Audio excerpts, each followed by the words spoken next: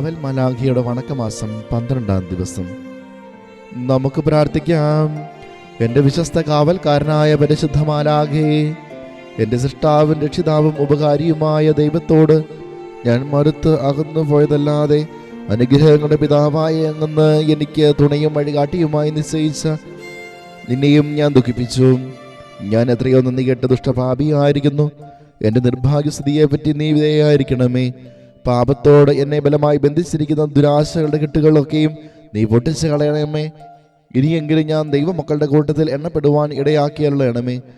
എൻ്റെ ദൈവത്തിൻ്റെ നേരെയും എൻ്റെ വിശ്വസ്ത കൂട്ടുകാരൻ ഉപകാരിയുമായ നിന്റെ നേരെയും ഞാൻ നന്ദിയുള്ളവനായിരിക്കുന്നതിനും എല്ലായ്പ്പോഴും പുണ്യവഴിയിൽ ജാഗ്രതയോടെ മുന്നോട്ട് നടക്കുന്നതിനും എന്നെ സഹായിക്കണമേ. ആമേൻ. സുഹൃത ജപം.